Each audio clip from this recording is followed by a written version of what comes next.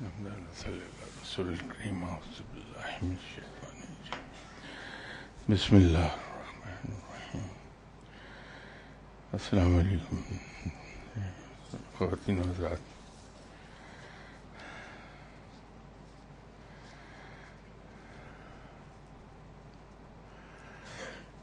آج کل ذکر چل رہا ہے اسماء حسنی سے متعلق. رب تعالیٰ کا ایک نام ہے الملک.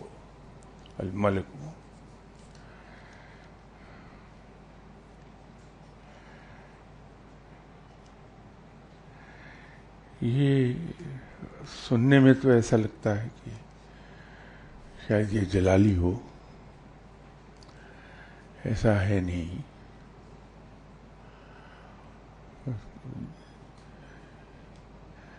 ایک دن شاید یہ عرض کیا تھا کہ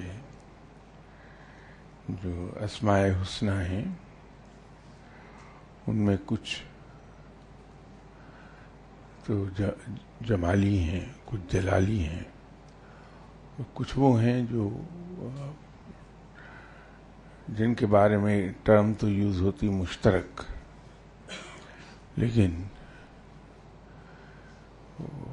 ہم عام روزمرہ کی زندگی میں جو زبان استعمال ہوتی ہے اگر اس میں بات کریں تو ہم اسے کہہ سکتے ہیں کہ معتدل ہیں. تو یہ باوجود اس طرح ظاہر ہونے کے کہ یہ جلالی ہے، یہ مشترک ہے، اور اس کے حروف 90 بنیں گے. 90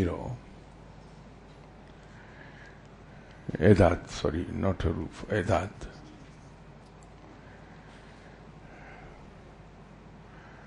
اور اس کو پڑھنے سے جو اثرات انسان پر مرتب ہوتے ہیں وہ یہ ہے کہ جاہو، حشمت اور عزت، یہ چیزیں حاصل ہوتی ہیں.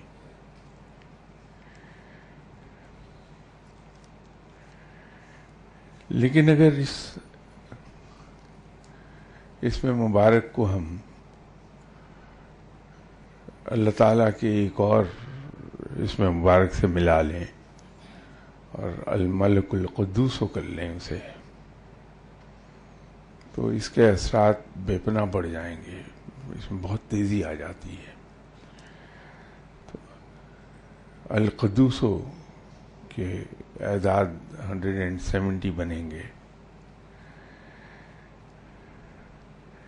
لیکن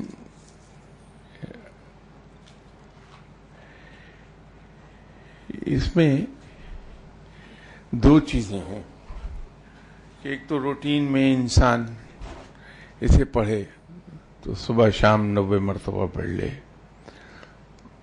لیکن اگر مقصد یہ ہے کہ اس کے اثرات تیزی سے مرتب ہو جائیں انسان پر، تو پھر چاہیے یہ ہے کہ اس کی جو دعوت کبیر ہے اس پر جائے انسان، اور وہ ہے کہ 6 دن تک 9000 مرتبہ اس کو پڑھا جائے، تو اس کے اثرات بڑی تیزی سے انسان پہ مرتب ہو جائیں گے.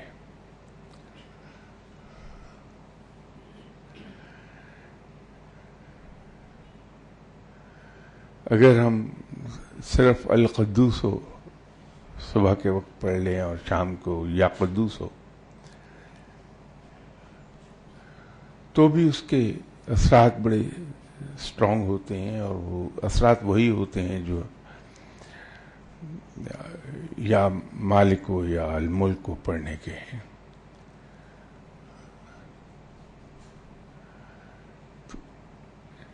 انگوٹھی پہ لکھ کے اگر کوئی پہننا چاہے تو پھر القدوسو ہی لکھنا چاہیے اسے. اس سے یہ ہو جائے گا کہ اگر جیسے ہم لوگ جاب کرتے ہیں تو ہمیں فیصلے کرنے ہوتے ہیں، اور کچھ فیصلے تو ایسے ہوتے ہیں جس میں سٹیکس بڑے ہائی ہو جاتے ہیں. تو اگر انسان دائیں ہاتھ کی انگلی میں پہنے ہوئے ہے تو فیصلے اس کے ہاتھ سے غلط نہیں ہوں گے، رب تعالیٰ اس کی مدد کر دے گا، اس کے ہاتھ سے فیصلے صحیح ہوں گے. اب ان دونوں ناموں کا ذکر جو میں نے آپ سے کیا، ان کے اثرات جاہ و حشمت، عزت، حکومت، اس کے ورث کے نتیجے میں وہ سب حاصل ہوتی ہیں. لیکن کمال یہ ہے کہ جب ہم راہ سلوک کی بات کرتے ہیں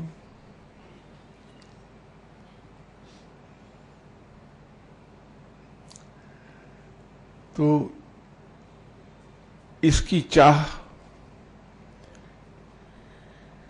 وہ ختم کرنی پڑتی ہے کہ لوگ میری عزت کریں، میری عزت ہو، میں لوگوں پہ حکومت کروں. وہ دل سے نکال دینی پڑتی ہے، کیونکہ اگر وہ دل میں رہ گئی تو کچھ نہیں ملے گا. اپنا جلال ختم کرنا پڑتا ہے، غصہ ختم کرنا پڑتا ہے. ہم ایک لفظ روزانہ کی زندگی میں استعمال کرتے ہیں اور کثرت سے وہ لفظ استعمال ہوتا ہے، یتیم.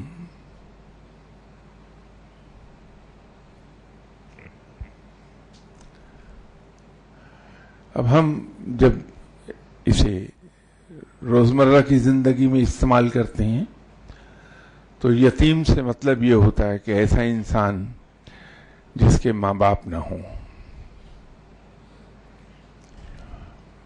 جس کے والد نہیں ہے دنیا میں، وہ یتیم کہلائے گا.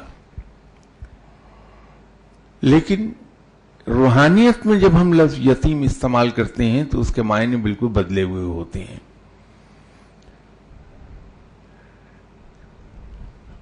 معنی تو اس کے وہی ہیں جو ہم اردو میں استعمال کرتے ہیں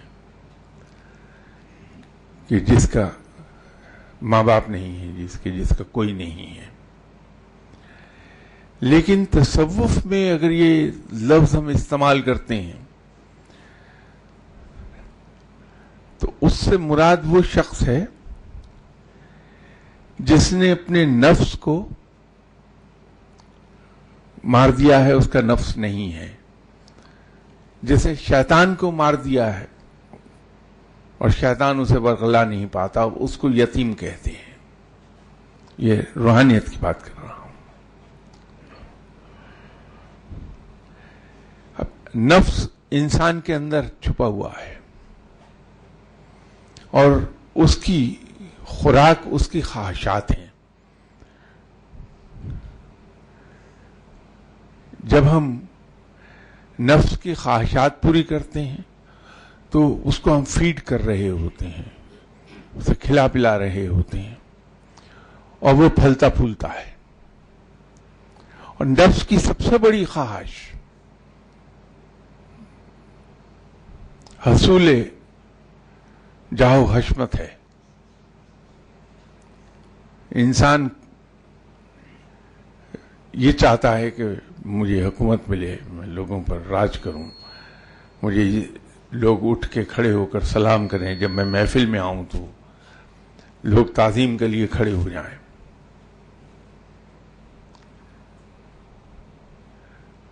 تو اسماء حسنہ تو میں نے وہ بتا دیے جس کے پڑھنے سے انسان کو یہ سب حاصل ہوتا ہے.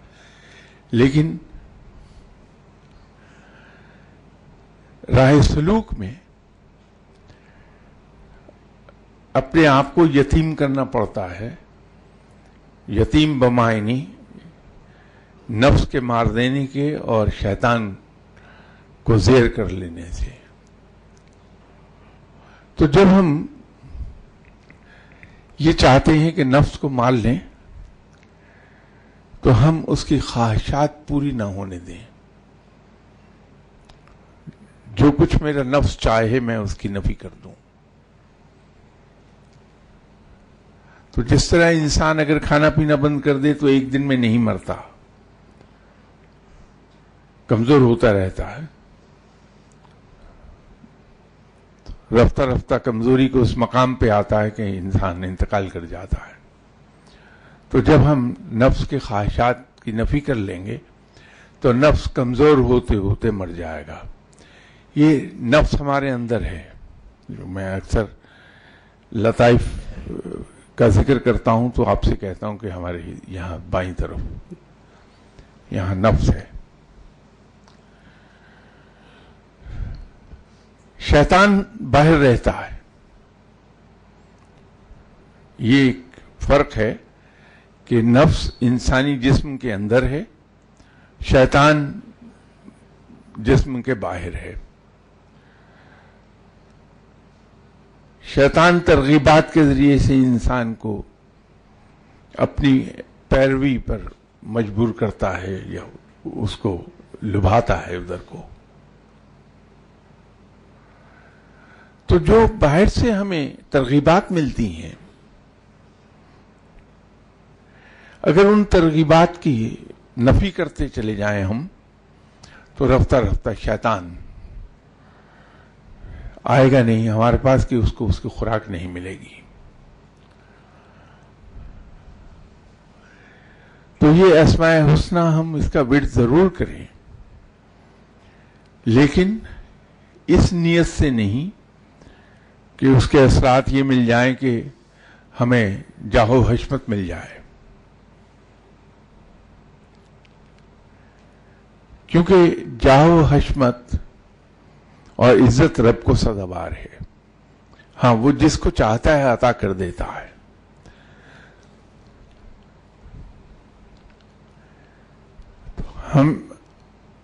ہمیں تو اپنے آپ سے اس چیز سے دور لے جانا ہے.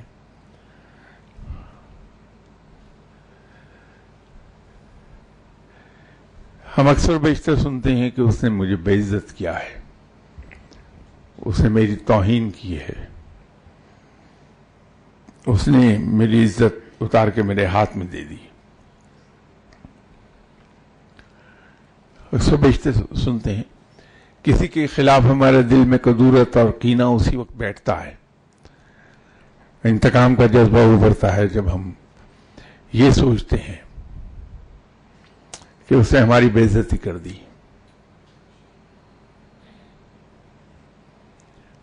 ٹھیک ہے، صحیح ہے بات، لیکن اس کا دوسرا پہلو ہم اگر کبھی سوچیں تو بڑا حیران کن ہے. بحیثیت انسان کے بحیثیت مسلمان کے ہمارا ایمان ہے قرآن پاک پر کہ یہ کلام الہی ہے. تو جب رب خود یہ کہہ دے کہ سب عزتیں اللہ ہی کے لیے ہیں، ہاں جسے وہ چاہتا ہے عزت دیتا ہے. میں باقی حصہ نہیں اس کا پڑھتا کہ زبان سے انسان کو الفاظ اچھے نکالنے چاہیے. یہ میرے مرشد صاحب نے ایک دن مجھے منع کیا تھا کہ اپنے بارے میں کبھی غلط بات نہ کہنا، وہ پوری ہو جائے گی. اور اس کو میں نے پھر بھگت بھی لیا ایک دن، اس لیے میں باقی حصہ نہیں کہتا. تو رب جسے چاہتا ہے عزت دیتا ہے. جب تمام عزتیں رب ہی کے لیے ہیں تو میری کیا عزت ہے؟ تو وہ چیز کہاں سے خراب ہوئی جس کا وجود ہی نہیں میرے اندر؟ اور اسی آیت کا اگلا حصہ کہ جسے رب چاہتا ہے عزت عطا کرتا ہے. تو جب میرا رب مجھے عزت دینا چاہے گا تو ساری دنیا مل کے بھی میری عزت نہیں روک سکے گی، مجھے عزت مل کے رہے گی، اس لیے کہ میرے رب نے چاہا ہے. تو مجھے کسی سے کیا گلا کہ اس نے میری بے عزتی کر دی؟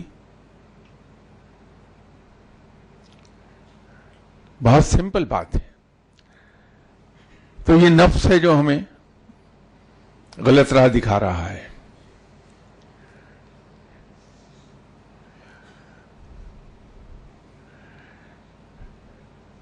ہمارے یہاں مختلف محاورے پائے جاتے ہیں. بزرگ ایک بات کہہ گئے کہ دوسروں کو عزت دینے سے عزت ملتی ہے. تو جو شخص دوسروں کو عزت دیتا ہے رب تعالیٰ اسے عزت عطا کر دیتا ہے. تو دوسرے کو عزت دینے کے لیے اپنے آپ کو اس سے کمتر ثابت کرنا پڑتا ہے، اور ایٹ لیسٹ اپنے ذہن میں سمجھنا پڑتا ہے کہ میں دوسروں سے کمتر ہوں، دوسرے مجھ سے اعلیٰ ہیں. تو جب تک میں دوسروں کو اپنے آپ سے اعلیٰ نہیں سمجھوں گا میں انہیں عزت نہیں دوں گا، ان کی عزت نہیں کروں گا. تو جب میں دوسروں کو عزت نہیں دیتا تو مجھے عزت نہیں مل سکتی.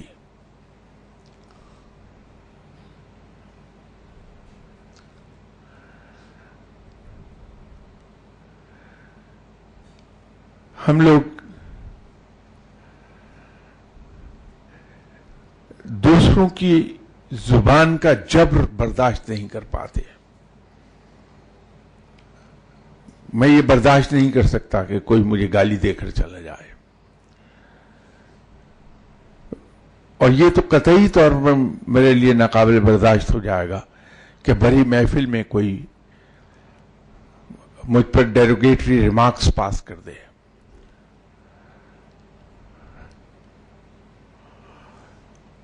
جبکہ عظمت اور عزت حاصل کرنے کا یہ واحد راستہ ہے کہ ہم دوسروں کے جبر کو برداشت کر لیں. وہ جبر زبان سے بھی ہو سکتا ہے، زبان کا بھی ہو سکتا ہے، عملی طور پر بھی ہو سکتا ہے.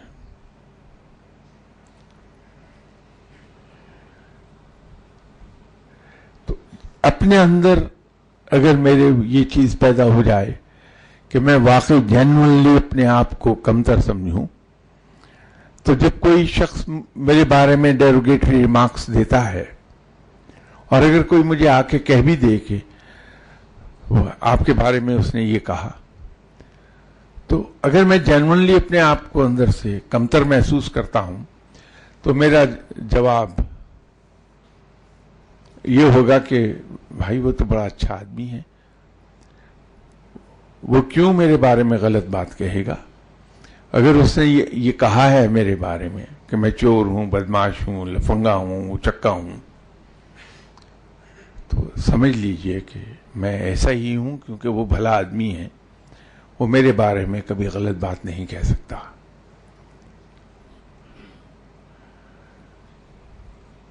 تو یہ جو جبر ہے، میں اس کو جبر کہتا ہوں، اس کو سہنے سے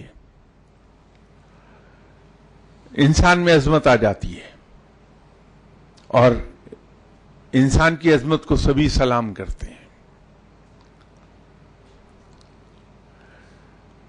تو یہ اسماء حسنی ہم پڑھیں ضرور، ورد ضرور کریں، لیکن صرف اس نیت کے ساتھ کہ ہم اپنے رب کو پکار رہے ہیں، ہم نفس کو خوراک پرووائڈ نہ کر دیں کہیں کہ اس ذکر کے کرنے کے ساتھ ہماری خواہشات منسلک نہ ہو جائیں کہ مجھے عزت مل جائے گی، جاؤ حشمت ملے گا. وہ ہمیں گڑھے میں گرا دے گی وہ بات، یہ خواہش ہماری. وہ اس وقت ملے گی عزت جب میں اپنے آپ کو یہ سمجھ لوں گا کہ میری کوئی عزت نہیں ہے، سب عزتیں اللہ ہی کے لیے ہیں. ہاں، وہ جسے چاہتا ہے عزت عطا کر دیتا ہے، اور وہ چاہے گا تو مجھے عزت عطا کر دے گا، پھر ساری دنیا مل کر بھی اسے نہیں روک پائے گی. آپ اگر اس پہ غور کریں، اس طرح سی بات، چھوٹی سی بات ہے، جھگڑے ختم ہو جاتے ہیں.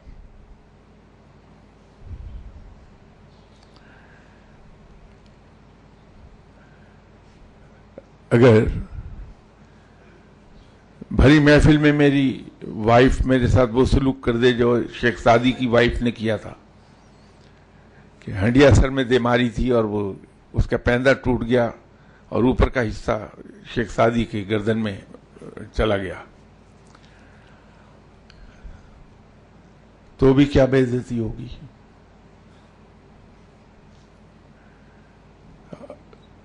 ارسطو والا سلوک کر دے اگر میری وائف، جو ارسطو کی بیوی نے ان کے ساتھ کیا تھا. دیکھیے ارسطو صاحب بے پناہ علم و دانش رب تعالیٰ نے عطا کی تھی اس شخص کو، تو علمی گفتگو جب ہوتی تھی کہیں تو ارسطو اس میں ڈوب جاتے تھے، انہیں یاد ہی نہیں رہتا تھا کہ مجھے گھر گئے ہوئے 2 دن گزر گئے، 3 دن گزر گئے. تو وائف بہت تنگ تھی.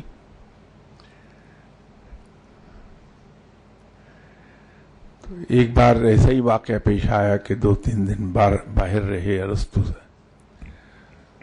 اور جب گھر گئے تو ایک شاگرد بھی ساتھ تھے. تو بیگم اس وقت غالباً کچھ کام کر رہی تھیں اور پانی کی بھری ہوئی بالٹی ان کے ہاتھ میں تھی. تو بیگم صاحبہ نے ارسطو کو دیکھا اور گرجی برسی ان پر خوب دبا کے. تو یہ آگے سے مسکراتے رہے، انہیں اور غصہ آیا، انہوں نے اٹھا کے پانی کی بالٹی بھری ہوئی ان کے اوپر ہنڈیل دی. تو شاگرد نے ان کا حال دیکھا تو مذاقاً کہا کہ حضرت یہ کیا ہوا؟ تو ارسطو نے کیا جواب دیا؟ لیکن بادل اتنے زور کے گرجے تھے، ان کا برسنا لازمی تھا. تو یہ علم، فہم و فراست، علم و دانش انسان کے اندر حلیمی پیدا کرتی ہے. ارسطو، انگریزی میں اسے ایرسٹوٹل کہتے ہیں، یہ لیجنڈری فگر بنا، ایک لیجنڈ تھا وہ شخص. آج بھی اس کی استعارے کے طور پہ ہم یوز کرتے ہیں کہ تم کیا ارسطو ہو. رب تعالیٰ نے کیا مقام عطا کیا اسے. اتنے بڑے مقام کے مالک کے اندر حلیمی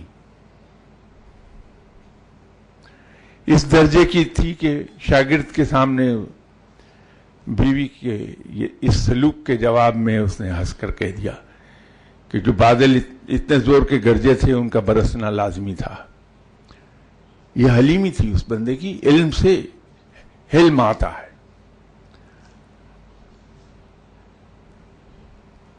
تیش نہیں آتا. کسی عالم کو جب آپ گفتگو کرتے دیکھیں گے تو سامنے والا آدمی اس کا اگر کچھ انوارنٹڈ کامنٹ بھی کرتا ہے تو اس کے حلم میں کوئی فرق نہیں آتا. وہ بڑا دھیمے لہجے میں حلیمی کے ساتھ جواب دیتا ہے. یہ ظاہر کرتا ہے کہ اس شخص کے پاس علم ہے. رب تعالیٰ نے قرآن میں اپنے بارے میں ایک ٹرم یوز کی، علیم الحلیم.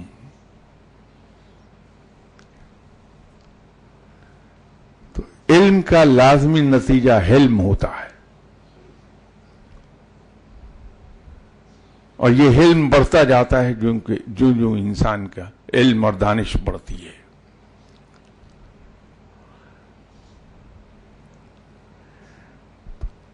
انسان کو خواہش کرنی چاہیے علم کی اور حلم کی.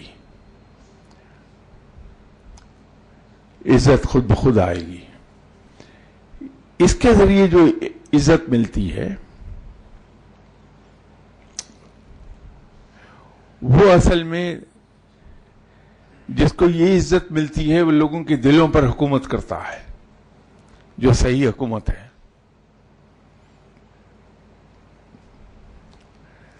کبھی آپ ایک تجربہ کیجئے زندگی کا کہ علاقے کا جو پولیس انچارج ہے وہ جب گزرتا ہے بازار میں سے تو لوگ اس کو اٹھ کر سلام کرتے ہیں، بعض کا دونوں ہاتھ ماتھے پہ رکھ کے السلام علیکم چودھری صاحب. جب چلا جاتا ہے تو ایک دوسرے سے کامنٹ کرتے ہیں کہ رشوت کھاتا ہے، اس کا پیٹ دیکھو کتنا بڑا ہوا ہے کہ رشوت کھا کھا کے. اس کے مقابلے پہ جو اللہ کے دوست ہوتے ہیں، ان کے اگر انتقال کو 1000 سال بھی گزر چکے ہوں تو بڑے سے بڑا حاکم بھی اگر وہاں فاتحہ پڑھنے جائے گا ان کے قبر پر تو الٹے پاؤں واپس آتا ہے، ادھر پشت نہیں کرتا کہ ادب کا تقاضا ہے.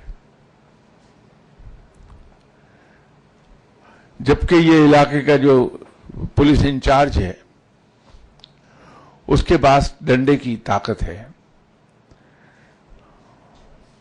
لوگ خوف سے اس کو سلام کرتے ہیں، لیکن اس کے پیٹھ موڑتے ہی جو دل میں صحیح جذبات ہیں ان کو ایکسپریس کر دیتے ہیں. اور فقیر لوگوں کے دلوں پر حکومت کرتے ہیں، اور لوگ ان کے دنیا سے چلے جانے کے 1000 سال بعد بھی ان کی قبر کی طرف پشت نہیں کرتے ہیں. یہ فرق ہے جاہو جلال سے کمائی ہوئی عزت اور علم و حلم سے کمائی ہوئی عزت، ان دونوں میں یہ فرق ہے. تو ہم ایسپائر کریں اس عزت کے لیے جو علم اور حلم سے عطا ہوتی ہے.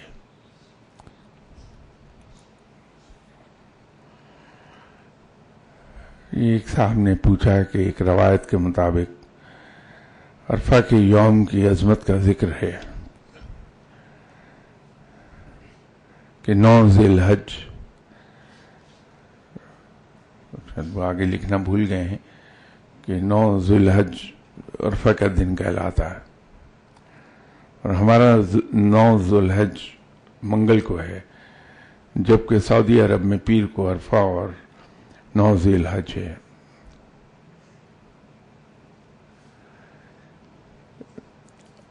اصل میں عرفہ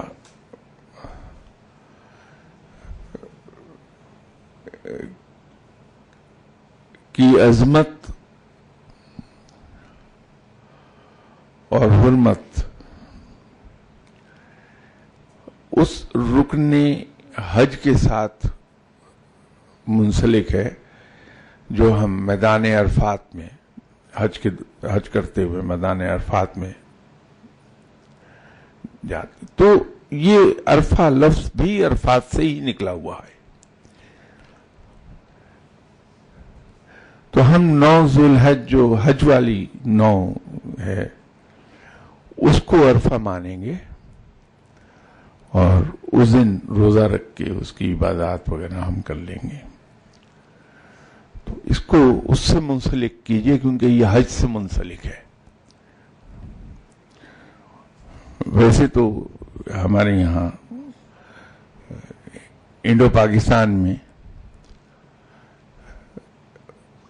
عرفہ ہر تہوار سے پہلی شام کو عرفہ کہہ دیتے ہیں، لیکن در حقیقت اس کا تعلق یوم عرفات سے ہی ہے، تو اس رکن حج سے ہے.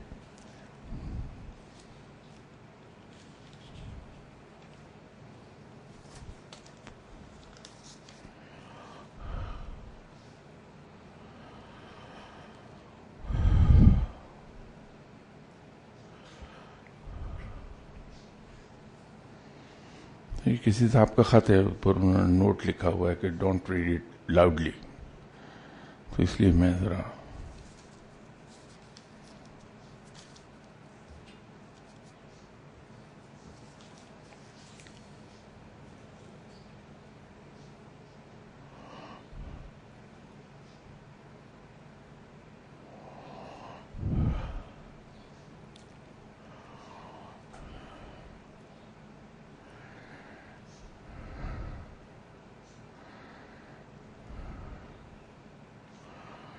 ان کے سوال میں البتہ پڑھ دیتا ہوں کہ اس سے دوسروں کو فائدہ ہو جائے گا.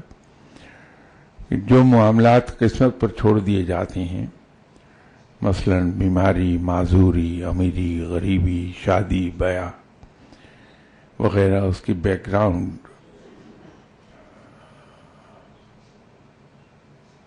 ریزنز کو کنسیڈر ہی نہیں کیا جاتا. مثلا بیماری کی وجہ انہیلدی لائف سٹائل بھی ہوتی ہے، موت کی وجہ بھی بیماری ہوتی ہے. یہ چونکہ نیچرل چین آف ایونٹس ہیں، اس لیے ان کو پریونٹ کرنے کے لیے کچھ نہیں کیا جاتا. تو انہوں نے مجھ سے پوچھا ہے کہ shouldn't we take preventive measures to avoid such instances?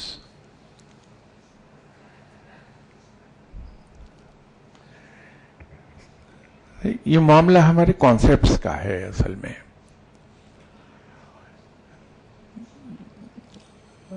ہم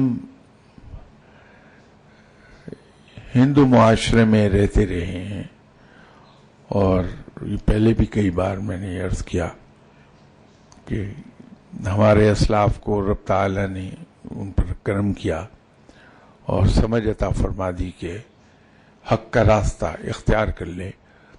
تو ہمارے اسلاف نے اسلام قبول کر لیا، لیکن وہ رہتے رہے ہندو معاشرے ہی میں.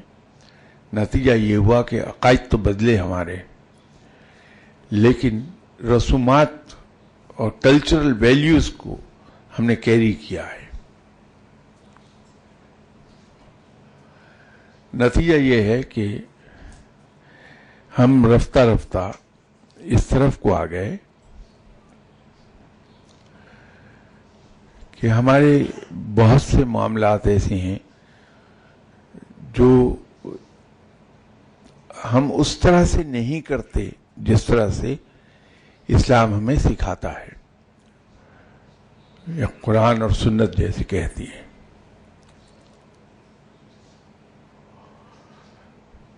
ہمارے یہاں ایک چیز دن بدن بڑھتی چلی جا رہی ہے بجائے کم ہونے کے، کہ ہم بجائے تدبیر اور محنت، جس کے لیے سنت میں تدبیر پر بڑا زور دیا گیا ہے اور محنت کے لیے قرآن میں کہا گیا ہے، ہم اس کے عادی نہیں رہے، بلکہ ہم ریلائے کرنا چاہتے ہیں دعا پر. ایک چھوٹی سی ایگزامپل میں عرض کر دیتا ہوں کہ اگر میں اپنے بیٹے کی شادی کرنا چاہتا ہوں تو میں نے اگر رشتہ میرج بیوروز میں سے کسی ایک سے کہا ہے تو انہوں نے مجھے اگر 6 بچیوں کے نام بھیج دیے تو میں سب سے پہلے یہ کام کروں گا کہ کسی دعا کرنے والے کے پاس جاؤں گا اور اس کے سامنے 6 نام رکھ دوں گا کہ ان میں سے کون سی بچی سوٹ کرے گی، اور دعا کر کے آپ کو بھی بتا دیں گے صاحب یہ بچی آپ کو بہتر رہے گی. تو پھر ہم، اور دوسرا اگلا سوال دعا کرنے والے سے ہمارا یہ ہوگا کہ اگر میں وہاں رشتہ بھجواؤں تو ہو جائے گا. تو وہ دعا کرنے والا جواب دے دے گا کہ ہوگا یا نہیں ہوگا. اب اگر اس نے کہہ دیا نہیں ہوگا تو چھوڑ کے بیٹھ گئے. در حقیقت مسلمان کیا کرے گا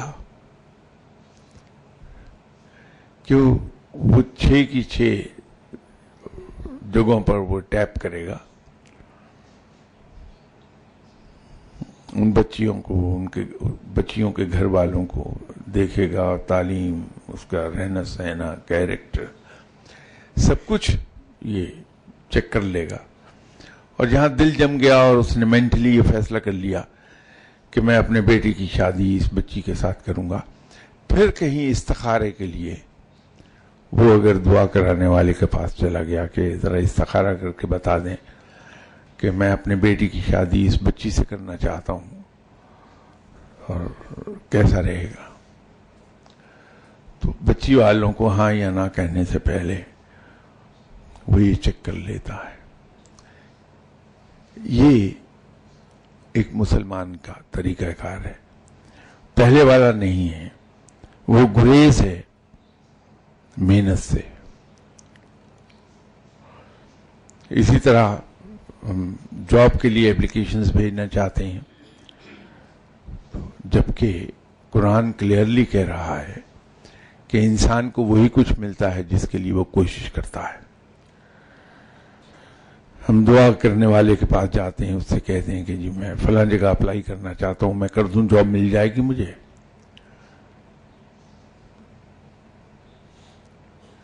تو میں محنت نہیں کر رہا, میں گارنٹی چاہتا ہوں, جبکہ مجھ پر فرض یہ ہے کہ میں بھرپور طریقے سے محنت کروں, اپلائی کروں. انٹرویو کی کال آتی ہے, میں کسی دعا کرنے والے خود بھی اللہ سے دعا کروں گا کہ یا باری تعالیٰ اگر یہ جاب میرے حق میں بہتر ہے تو مجھے یہ دلوا دے. جیسے کسی سے دعا کے لیے کہوں گا تو اس سے بھی یہی کہوں گا کہ اگر یہ میرے حق میں بہتر ہے تو دعا کیجئے رب تعالیٰ یہ مجھے دلوا دے. لیکن ہم اپلیکیشن بھی اس وقت بھیجیں گے جب پہلے دعا کرا کے یہ گارنٹی لے لیں کہ یہ جاب مجھے مل جائے گی. یہ مناسب نہیں ہے.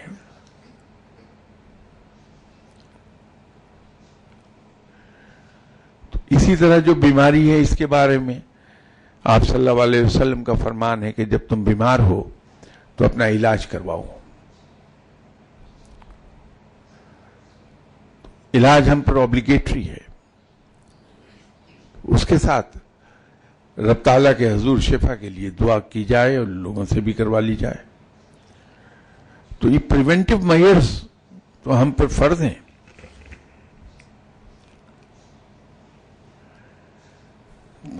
اس کو اوائڈ نہیں کیا جانا چاہیے کبھی.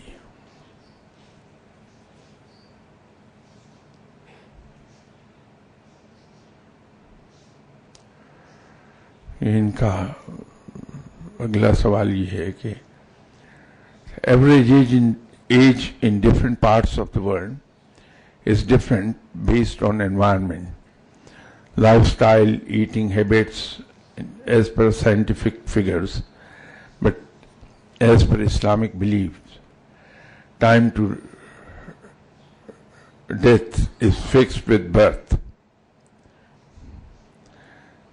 How the mentioned factors are related to age. ایک بہت سمپل بات ہے. ابھی آپ کے سوال کے جواب میں نے عرض کیا کہ آپ صلی اللہ علیہ وسلم کا فرمان ہے کہ جب بیمار ہو تو اپنا علاج کراؤ. پانی کے بارے میں آپ صلی اللہ علیہ وسلم ہی نے فرمایا کہ کھڑا پانی ناپاک ہوتا ہے اور بہتا ہوا پانی صاف ہوتا ہے, پاک ہوتا ہے. وہ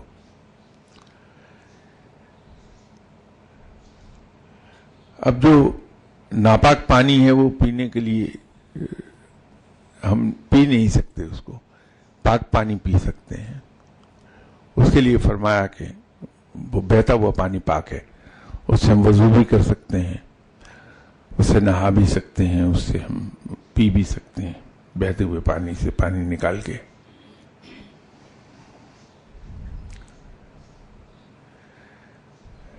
جب سے سیوک فیسلٹیز پرووائڈ ہونی شروع ہوئی شہروں میں, تو جو شہروں کی واٹر سپلائی سسٹم ہوتا ہے اس میں جو فلٹریشن کی جاتی ہے پانی کی, لندن میں آج بھی یو کے اتنا ایڈوانس ہو جانے کے باوجود صدیوں پرانا میتھڈ استعمال کرتا ہے. اس میں لندن کو وہ پانی پرووائڈ ہوتا ہے دریا ٹھیمز سے. تو دریا ٹھیمز جو ہے لندن سے کافی باہر, انہوں نے اس بہتے ہوئے پانی کے سامنے 3 ڈفرینٹ لیولز پر 3 بیڈ بنائے ہوئے ہیں. ایک پہلا بیڈ ہے اس کا پتھروں کا، اس میں پتھر ہیں، پانی بہتا ہوا آتا ہے، ان پتھروں کے اوپر سے بہتا ہے. اس کے آگے لیول کو لوور کیا ہوا ہے تو پانی ان میں سے چھن جاتا ہے پتھروں پر، پھر آگے بہنا شروع ہو جاتا ہے. آگے انہوں نے اس کو کوئلے کا بیڈ بچھایا ہوا ہے، اس پر بہتا ہے پانی اور چھن کر نیچے چلا جاتا ہے. تیسرا ریت کا بیڈ ہے، اس پر پانی بہتا ہے، چھن کر نیچے جاتا ہے، پھر نیچرل وے میں بہنے لگتا ہے. اس پانی کو وہ استعمال کرتے ہیں پورے لندن کو پانی فراہم کرنے کے لیے. اب یہ جو بہتے ہوئے پانی کی جو ٹرم استعمال ہوئی، اسلام نے 1400 سال پہلے اس کو کہا، تو سائنس اس کے بارے میں یہ کہتی ہے کہ جب پانی بہتا ہے تو اس کی ایریشن ہوتی ہے، ہوا سے آکسیجن اس کے اندر جو شامل ہوتی ہے اس سے بیکٹیریا مر جاتا ہے تو قابل استعمال ہو جاتا ہے. اس لیے اس کو پاک پانی کہا گیا کہ ایریشن کے ذریعے سے اس سے بیکٹیریا مر گیا ہوتا ہے، تو سیف ہے پینے کے لیے، ہیومن کنزمپشن کے لیے وہ سیف ہو جاتا.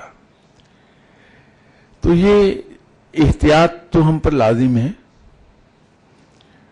حضرت علی کرم اللہ وجہہ نے ایک بات کہی تھی کہ خود موت زندگی کی حفاظت کرتی ہے. تو موت کا ایک دن معین کہنے کا مطلب یہ نہیں ہے کہ اسلام یہ کہتا ہے کہ ہم ان تمام احتیاطوں سے بے نیاز ہو جائیں.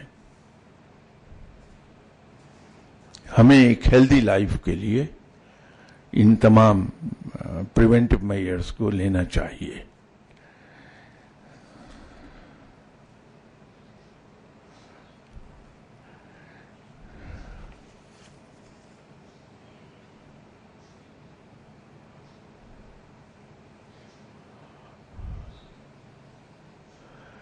ان کا ایک تیسرا سوال ہے کہ if the body brain disease makes body brain so weak, disabled, damaged that the person is unable to do anything, then his soul is also in the same condition. If soul is strong but the body is decaying, then how soul is responsible for the person's doing? As the body is unable to follow commands, chronic diseases that damage brain and are untreatable medically causes a person to live poor quality of life. How spiritual healing helps such patients and in which way? اس کے اندر ذرا شاید ایک ہمیں فرق پہلے establish کر لینا چاہیے کہ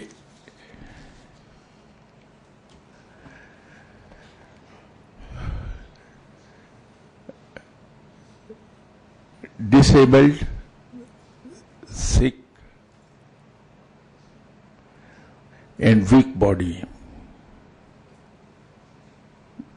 ایک کیفیت جسم کی یہ ہے کہ یہ بیمار ہے، جسم کمزور ہے یا خدا نخواستہ کسی وجہ سے ڈسیبلڈ ہے. اور ایک کیفیت ہے کہ باڈی لین ہے اس کی، وہ میری طرح ٹنوں گوشت اپنے ہڈیوں پر چڑھائے ہوئے نہیں ہے. اس کی ایک ایگزامپل میں عرض کرتا ہوں. میں نے یہاں پہلے یہ قصہ سنایا تھا کہ ایک دن میرے مرشد صاحب کی تصویر اگر آپ نے دیکھی ہے تو ورچولی ان کی ہڈیوں پر صرف کھال منڈی ہوئی تھی، گوشت کا نام و نشان نہیں تھا کہیں.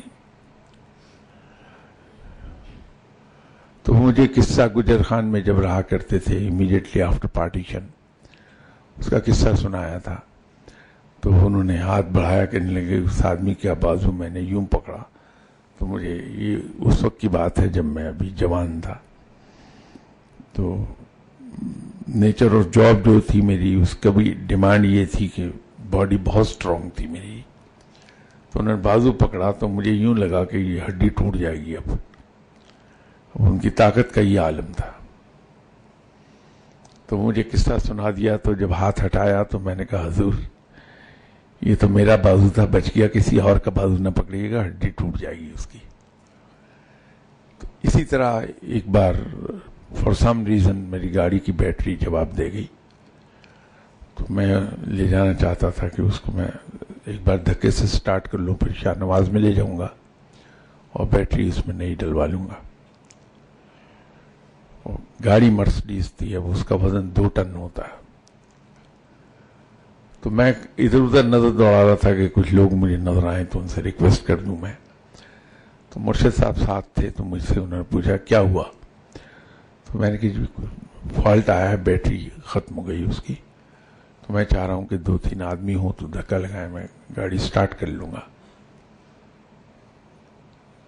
تو چپ چاپ دروازہ کھولا، نیچے اتر کے بیٹھ جاؤ گاڑی میں دھکا لگاتا ہوں۔ اب ان کی جسمانی حالت میں نے دیکھی تو میرا یہ خیال ہوا مجھے کہ یہ تو گاڑی ہلے گی بھی نہیں اپنی جگہ سے، تو ساتھ میں نے ہیلپ کرنے کی کوشش کی کہ خود میں پوش کر لوں گاڑی کو، تو بڑی ڈانٹ کے کہا کہ میں تمہیں کہہ رہا ہوں بیٹھو گاڑی میں، ظاہر ہے مرشد کا حکم ہے، بیٹھ گیا۔ تو میں نے ریئر ویو میرر میں پیچھے دیکھا تو ایک ہاتھ سے گاڑی کو اس کی ٹرنک کے لیڈ پر ہاتھ رکھ کے اسے پش کیا، انہوں نے گاڑی رول ہونا شروع ہو گئی، میں نے سٹارٹ کر لی، بیٹھ گئے، بالکل سانس بھی نہیں پھولا ہوا تھا، نارمل سے بالکل۔ اب یہ فرق ہے ایک ڈس ایبلڈ ویک اور سک باڈی میں اور ایک لین باڈی لیکن اسپرچولی بہت اسٹرانگ۔ تو جب ہماری روح طاقتور ہوتی ہے تو باڈی عام طور پر پتلی ہوتی ہے، لین ہوتی ہے، لیکن اس میں اسٹرینگتھ بے پناہ ہوتی ہے، کیونکہ انسانی اسٹرینگتھ ہمارے دماغ میں یہاں ہے، ان مسلز میں نہیں ہے۔ تو جب ہم اسپرچولی اسٹرانگ ہوتے ہیں تو باڈی بہت اسٹرانگ ہوتی ہے، آل دو لین، دبلا ہوتا ہے انسان۔ 5 منٹ زیادہ لے کے آج میں آپ کے، انشاءاللہ تعالی باقی ان کے سوال کے جواب نیکسٹ سنڈے بشرط زندگی انشاءاللہ۔ السلام علیکم۔